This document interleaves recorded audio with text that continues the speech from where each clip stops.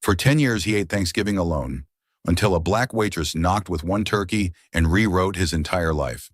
Han Jae-min never missed a Thanksgiving, not because he loved the holiday, not because he cared for tradition, but because some ghosts demand an audience. Every year at exactly 2 p.m., he set the table for two plates, two napkins, two wine glasses, perfectly mirrored, perfectly wrong. The giant house sat silent around him, perched high above the city like a glass fortress. Down below, families shouted at TVs, burned pies, laughed around crowded tables. Up here, the only sound was the soft clink of silverware on porcelain. 10 years. 10 years of carving a turkey for a brother buried too young. 10 years of pretending the second chair wasn't empty. 10 years of paying for sins he thought he'd buried with his old life. Today was no different. He sliced a piece of turkey and placed it on the second plate like muscle memory, not heart. The wine in the untouched glass reflected his face, sharper now, colder now, the scar near his temple a permanent reminder of the world he'd built and the people he'd lost. Outside, the afternoon sun washed Koreatown in a warm gold, but inside the walls of this house, time stood still. To the streets, Han Jae-min was the kind of mafia boss you prayed you never owed. A man who didn't need threats, his silence did the talking. A strategist, a shadow, a ghost in tailored shirts who disappeared long before the police arrived. But even the most feared man in the district couldn't outrun loneliness when it decided to sit beside him.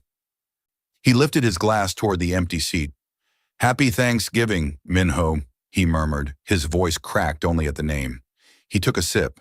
The wine tasted like quiet regret. He didn't notice the security monitor in the corner flicker. He didn't see the figure walking up the steep hill toward his gate. He didn't hear footsteps, quick, determined, coming from the direction of the small diner at the bottom of the hill. He didn't see her until she pressed the intercom button. A soft chime, a blink of movement on the monitor. A woman, young, brown skin glowing in the afternoon light. Curls escaping her tied bun, apron still on, diner name embroidered across the chest, carrying a foil-wrapped turkey container with both hands. He frowned. This hill wasn't a place people wandered. He pressed the intercom button. "Yes?" The voice that answered trembled, but only slightly. "Hi, sorry to bother you. I'm Naomi." A beat. "You don't know me, but I think you once saved my brother." His breath stalled. That night, that alley, the knife, the kid, the terrified sister.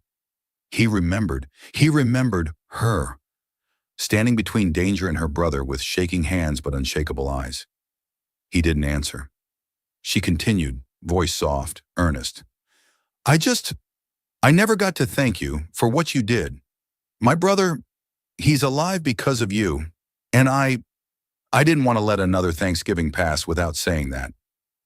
Then she said the part that hit him hardest. "And I work at the diner down there. I was on my lunch break. I looked up at your house and..." She swallowed. "I saw you eating alone." Inside the dining room, something inside him flinched. "I don't know your story," she whispered, "but nobody should eat alone on Thanksgiving. Not even the man who scares half the neighborhood." A tiny, breathless laugh fought its way through her nerves. "I brought a turkey. It's not fancy, but it's real. And it's warm." He stared at the monitor. A waitress, in her uniform, in the afternoon sun, holding a turkey like a peace offering, brave enough to walk up a hill where grown men refused to look. No one had approached his door like this in 10 years. No fear, no agenda, just humanity. He clicked the gate open. "Come up." Naomi exhaled shakily as the tall metal gate slid aside. She half expected guards to swarm out or alarms to blare. Instead, silence. The kind of silence that felt like a line being crossed. She climbed the path toward the glass house, each step sending flutters through her stomach. Her sneakers squeaked on the stone pavement, her apron flapping lightly in the breeze. She reached the door and hesitated. Should she knock? Should she wait? Before she decided, the door opened. He stood there. The man from the alley. No shadows this time. No coat. No blood. Just a white dress shirt rolled at the sleeves. Strong shoulders. Sharp jaw. eyes that could slice stone. Han Jae-min. Up close, he was even more dangerous and more human than she remembered. His gaze traveled over her uniform, her flushed cheeks, the foil-wrapped turkey she held like a shield. "You came during your shift," he said quietly. "Lunch break," she replied, cheeks warming. "I ran." He almost smiled. Almost. "Why?" She clutched the turkey tighter. "Because you saved my brother," she said. "And because today's Thanksgiving. And because—" Her eyes flicked past him to the empty table. "No one deserves to eat alone." For a long moment he didn't move.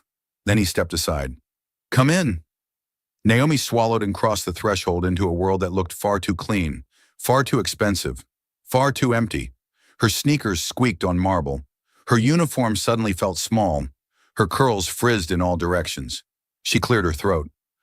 "I didn't know what you like, so the diner just... We had this left and I'm talking too much, aren't I?" He looked at her, not amused, but something softer. "You're nervous," he said. "Wouldn't you be?" she shot back. You." He blinked. She didn't flinch from him. He nodded at the turkey. "May I?" he asked. She handed it over. Her fingers brushed his. A jolt. He felt it too. She stepped closer to the table. "You set 2 plates," she said quietly. He stiffened. "It's tradition." "Yours?" she asked gently. "No," he replied. "My brother's." She understood instantly. Loss recognizes loss. "I'm sorry," she whispered. He gave the slightest nod, acknowledging the grief but not indulging it. Naomi looked at the untouched second plate. Something in her chest tightened. "I can sit there," she said softly. "Only if you want. Only if it doesn't feel wrong." He looked at her like she'd spoken a language no one had used with him in years. "Naomi," he said slowly, "why did you really come?" She swallowed. Because kindness is a currency she never had enough of. Because sometimes the universe nudges you. Because this man had stepped into an alley for her family without hesitation. "Because no one checked on us when we were struggling," she said. "And today I checked on you." He wasn't a man who showed emotions easily, but something shifted, very slightly, like the first crack in a winter lake before it melts. "Sit," he said quietly. She took the seat across from him, the seat that had been waiting 10 years for someone worthy. And as he unwrapped the turkey she'd brought, something unspoken settled between them. Not charity, not debt, not danger. Possibility. Naomi Brooks didn't belong in a mansion like this. Not with her faded apron, soft curls escaping her bun, and the warm turkey she'd rescued from becoming diner trash. But somehow, sitting across from Han Jae-min at a perfectly set Thanksgiving table, she didn't look out of place. She looked like the only thing in the whole house that was real. Jaemin placed the turkey she brought on the table. For 10 years, no one had touched that second plate. Today she did. "You can serve yourself," he said quietly. She blinked. "You sure? This looks like ritual-level setup." A shadow crossed his face. "It is." She hesitated, then gently placed a spoonful on her plate, softening her movements like she knew the table held memories she didn't want to break. Jaemin watched her. Not like a man watches a woman, like a starving man watches a reminder that food exists. "Why are you staring?" she asked. "You walked into a Mafia boss's house without fear," he said. "I'm trying to understand that." "It wasn't bravery," she replied. "It was instinct." "What instinct tells someone to come here?" She shrugged, cheeks warming. "Maybe the same one that told you to walk into that alley and save my brother." He looked at her for a long moment. "It wasn't an instinct," he said. "It was anger. I don't like seeing the weak preyed on." "But I wasn't weak," she said softly.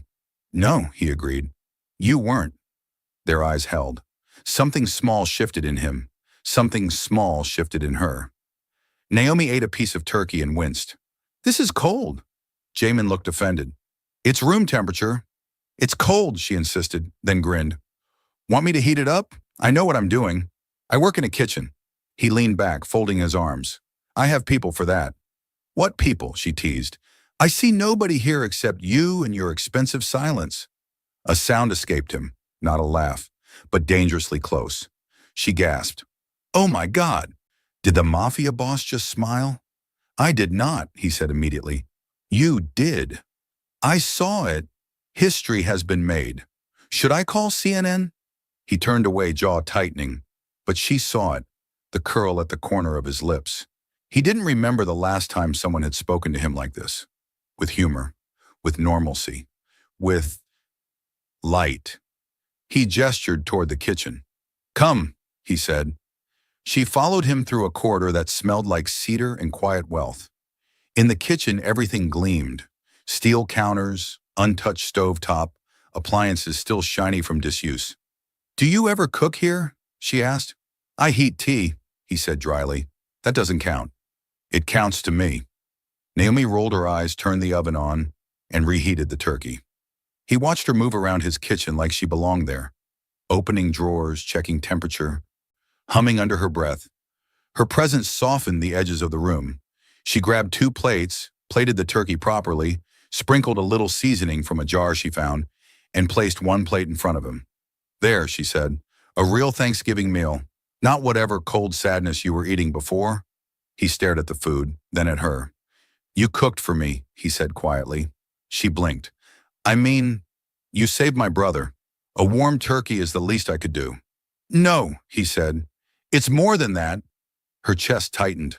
Softness from a man like him was unexpected, disarming, dangerous. They ended up sitting on the floor by the massive living room window, plates beside them, city stretching beneath like scattered jewels. Naomi hugged her knees. Why were you alone? She asked. Why do you ask? He replied. Because when I saw you, sitting at that table meant for 2, something about it felt wrong. He didn't answer for a moment. Then, my brother used to sit across from me. 10 years ago, he was killed by a rival group. I blame myself. I still do. Naomi's breath hitched. There it was, the weight she sensed in him the second she saw his eyes. How old was he? She asked gently. 20. Younger than my brother, she murmured. That's barely a life. He exhaled sharply. His death was my turning point. The moment I realized power doesn't protect everyone. Since then, I built an empire to ensure no one under me suffers like he did. Even if it costs your own happiness? She asked softly. Happiness is a luxury for people who don't lead others. She shook her head. That's a lie. He looked at her then, really looked. Her conviction wasn't a challenge. It was a belief. And you? He asked. Why aren't you at your own Thanksgiving table? She swallowed. My mom works nights. My brother's trying to stay out of trouble. We don't have big dinners anymore. So, I work. Keeps the lights on. He nodded slowly. You carry others, he said, even when it breaks you. Her eyes softened. And you bury yourself for others, even when it kills you. Their truths mirrored. 2 lives spent sacrificing in different languages. She shifted slightly closer. Their shoulders didn't touch, but almost. You know, she said quietly, after you saved Darius, he said something strange. What? He said your face looked like someone who didn't want to be where he was, like someone doing the right thing in the wrong world. Jamin froze. No one had ever described him like that. She looked at him, curls framing her face, eyes warm in a way he wasn't used to. I think you're not the monster people paint you as, she whispered. I think you're just wounded. He let out a trembling breath. He hadn't realized he'd been holding one. And you, he murmured, you walked into danger to protect your brother, then walked up a hill to check on a stranger. You're either fearless or reckless. She smiled faintly. Maybe both. He didn't smile back. Instead, he asked softly, why did you really come today? Naomi hesitated. Because something pulled me. Because I couldn't stand seeing you lonely. Because your silence felt louder than my fear. She didn't say any of that.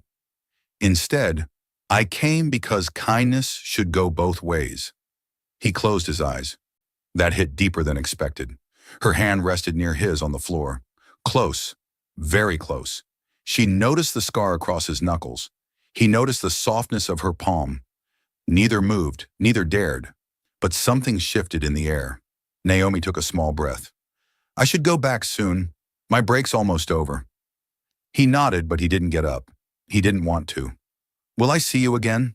He asked quietly. She blinked. You want to? Yes, he said without hesitation. Her lips parted slightly. Well, I mean, you can come by the diner. Booth 3 has the best light. She laughed awkwardly. I don't know why I said that. That was weird. Ignore that. Please ignore that. I won't, he murmured. Their eyes held. For the first time in 10 years, the empty second place on his table made sense. It wasn't waiting for his brother. It was waiting for someone who could sit across from him without fear. Someone who saw the man beneath the scars. Someone who knocked on his door in a waitress uniform with a warm turkey and a warmer heart. Naomi stood, brushing imaginary crumbs from her apron. Thank you for the meal, she said. And for letting me be the first person to sit in that chair again. He stood too. Thank you for knocking, he replied. She smiled at him. Full, soft, real. The kind of smile that rewrites lives quietly. See you around, Jamin. She turned to leave. He didn't try to stop her, but as she stepped out the door, he said the one thing he shouldn't have said. Naomi. She looked back. He swallowed. You made today bearable. Her heart fluttered violently. I'll bring a better turkey next time, she whispered. And then she disappeared down the hill, leaving him standing in the doorway, feeling something he hadn't felt in a decade. Hope. Real, terrifying hope. For weeks after that Thanksgiving, Han Jae-min found himself doing something he had never done in all his years as a mafia boss. Checking his watch. Not for meetings, not for shipments, not for enemies, but for 2:15 p.m., Naomi's lunch break. Every day, like clockwork, she walked out of the diner with her apron still tied around her waist, curls escaping, a to-go cup of sweet tea in her hand. And every day he found an excuse to be near the corner of her street. Sometimes he happened to be passing by. Sometimes he needed to check territory. Sometimes he just parked across from the diner and pretended to read messages he never opened. Naomi started catching him. Are you stalking me? She teased one afternoon, leaning on his car window. Yes, he said without hesitation. The blunt honesty made her laugh so hard she snorted. That laugh began the softest war he'd ever lost. Their routine became its own world. He walked her back from shifts when the diner closed late. She brought him leftover apple pie because your house looks like it's never seen sugar. He fixed her broken door lock without telling her. She scolded him for beating up a man who catcalled her. He built her a bookshelf when she said she loved reading. She made him ramen at midnight because he looked tired. He told her things he had told no one. She saw things in him no one had bothered to look for. Naomi learned quickly that he wasn't cold. He was lonely in a language nobody knew how to read. Jamin learned that she wasn't fearless. She was brave because life hadn't given her another option. Darius, her brother, noticed first. You smile more now, he said one day, eyeing Jamin's car outside their building. No, I don't, she muttered, flushing. You do, he insisted. And your scary Korean man looks less scary, more like someone who wants to pretend he's human. She swatted him playfully, but he was right. Something in Jamin softened. Something in Naomi opened. They didn't call it love, not yet. Love was too fragile a word for the life he lived. But they were orbiting the same center, and everyone could see it. It happened 3 months after Thanksgiving. Naomi finished her shift and walked outside to find Jae-min waiting by his car, leaning against the door, hands in pockets. He looked tired, bone-tired, the kind that comes from running your life with precision and paranoia. She stepped closer. You okay? She asked gently. I need to tell you something, he said. She felt her heartbeat shift. What is it? He opened the passenger door. Get in, please. She slid in. He drove. Silence filled the car like another passenger. He didn't take her to the hill. He didn't take her to her building. He took her to a quiet lookout above the city where the lights spread like spilled diamonds. He parked, cut the engine. Then he faced her. Naomi, he said quietly, I can't be with you in this life. Her stomach dropped. What? You deserve someone who can take you to dinner without checking exits. Someone who won't get shot at for loving you. Her breath caught. You think I care about Listen to me. His voice cracked. A controlled man losing control. My name, my job, my past. They will kill anything good I try to touch. Her eyes softened. Then touch carefully, she whispered. He shook his head. Naomi, I do things you should never see. I make decisions that keep others safe, but they stain my hands. I don't want you near this world. She reached out and touched the scar near his temple. I'm not scared of you, she said. He shut his eyes. That's what terrifies me. A small, shaky silence passed. Then she said the words he never thought anyone would tell him. You're allowed to want a different life, Jamin. He opened his eyes, and for the first time, he let her see him break. Teach me how, he whispered. It didn't happen overnight. A mafia boss can't simply walk away. But Jamin wasn't like the others. He wasn't greedy, wasn't reckless, wasn't addicted to the throne. His men were loyal because he had kept them alive, not because he ruled with fear. He called a meeting with his lieutenants. Calm, final. I'm stepping down. Silence, shock, fear. You can't, one argued. The district needs leadership. Then you lead it, he said. What about the Russians, the Armenians, the street crews? They respect me, he cut in. Not the violence, me. And because they respected him, they listened. He negotiated with rival groups, closed books on old debts, transferred territories, set boundaries, protected the families under him. He dismantled his empire piece by piece, not in blood, but in order. Nobody believed it was possible, except Naomi. One night she found him sitting on his empty living room floor, lights off, house half-packed. You really did it, she whispered. He exhaled slowly. I'm nobody now. That's the best thing you've ever been, she said, cupping his cheek. That was the night he kissed her. Not like a mafia boss, not like a savior, not like a man trying to own something. He kissed her like someone tasting hope for the first time. They moved quietly, sold the house on the hill, packed only what mattered, took only what memory allowed. He traded tailored shirts for simple sweaters. She traded her apron for a passport. They left the country before anyone could ask too many questions. Japan first, then Portugal, then finally Canada. A quiet town near the coast. Small apartment. Early morning markets. The kind of place where nobody asked who you used to be. A week after settling in, he said, I can't be Han Jae-min anymore. What do you want to be? She asked. He thought for a long moment. Then, Jay. She smiled. And I'll call you that. What about you? He asked. Do you want a new last name? She walked up to him, placed her forehead against his. Maybe, she whispered. When we get married. He froze. Married?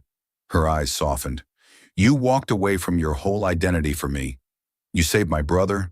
You gave us both a new life. Tell me why we shouldn't choose each other fully. He swallowed. I don't deserve you. Luckily, I get to decide that, she whispered. He kissed her again. Longer, softer, certain. They married on a small cliff overlooking the water. No suit, no wedding arch, no crowd. Just sunrise, ocean wind, and 2 witnesses from the local cafe. Naomi wore a simple white dress. Jay wore a blue shirt that wasn't ironed well. He trembled when he said, I do. She didn't let go of his hands. Afterward, they walked home barefoot, laughing at the seagulls trying to steal their breakfast. Jay found a job at a small mechanic shop. He was terrible the first week, better the second. Great by the month. He liked it. Hard work, honest work, no shadows.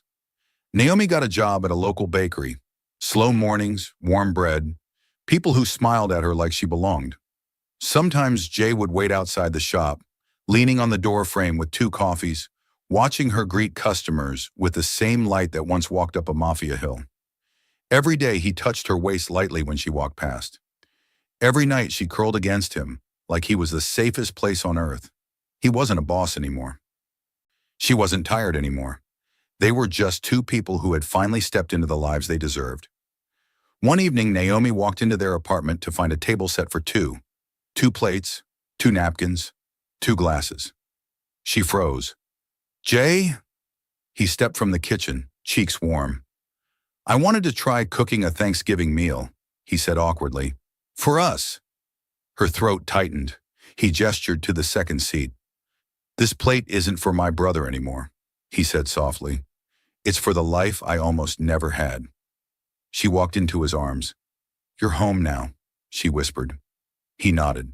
I'm home. They ate. They laughed. They danced badly to an old radio station. They watched the sunset from their tiny balcony. And when night settled, he whispered, You knocked on my door once and saved me.